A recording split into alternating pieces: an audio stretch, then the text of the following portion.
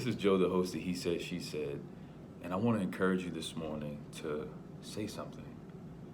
Say something when you don't like something. Say something when you don't agree with something. Say something when you notice that something is suspicious. We live in a world where if we say something, people get offended very easily. If it's not said in the right way, if it's not said with the way that somebody wants you to say things. But sometimes it takes a level of boldness for you to say it just the way that it is. And I can't stress it enough that it's important for us to know exactly who we are, what we believe in, what we know is right, what is the truth. And if something is coming against that, it's our responsibility to know and say something and speak up. I don't know how many times I've been in relationships, and not just romantic, but any level of relationships, and I didn't speak up. And I realized that in not speaking up, it caused for me to have a level of resentment against the person, and the person had no idea. Resentment is so silent. It's a silent killer of any type of relationship. I don't care if it's a work relationship, family relationship, friendship, romantic relationship with children, whatever it is. If you don't speak up, if you don't say something, then what'll happen is the resentment will begin to say something. It'll give the authority of the relationship over to resentment.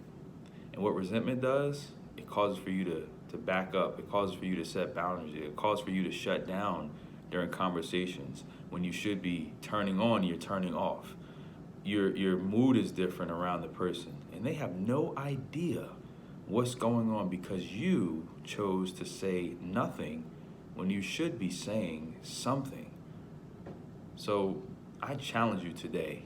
Challenge you this morning. I challenge you today. I challenge you tomorrow, and the day after that, and the week after that, the month after that, the year after that, to continually say something, because saying something can save these relationships that we're going through. And if we're not willing to save them, we're going to continue to lose them and wonder why we are failing in relationships. And that's not God's intention for us with relationships. He wants us to win in relationships. And He's given us the winning strategy by being in relationship with Him. Our relationship should reflect our relationship with Him. The relationships that we have with people around us should mirror that. Now the question becomes, are our relationships mirroring the relationship that we have with God? Can people see God in the relationships that we have with other people? You know when you have an issue and you go to God in prayer, you're talking to Him. Shouldn't you be able to talk to other people? Shouldn't you be transparent with other people? Shouldn't you be open with other people? And I'm not saying just anybody. I'm talking about people that you've intentionally got into a relationship with. The answer is yes. Should you tell them everything or everyone have access to all information? Absolutely not. There's different levels of relationship.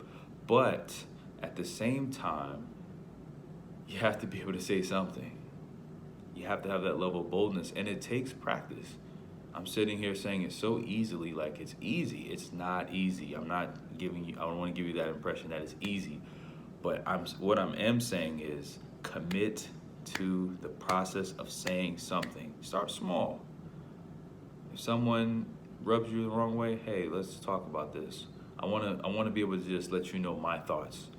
I understand where you're coming from, and again, it goes back to restating what you believe that they are saying or that they're conveying, to make sure you're on the same page. When you said this, let me make sure I heard you right. Let me restate what I thought happened.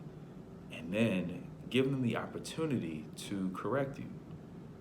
And you could even say, hey, am I understanding that correctly? No, it was this way. Then they can tell you. And then from there you can say, well, when you did that, it made me feel this way. And then give them a response or time to respond, so that way you can have healthy dialogue. Healthy dialogue creates healthy relationships. Unhealthy dialogue or no dialogue at all kills relationships. Who wants to be responsible for relationship murder? I don't. Do you?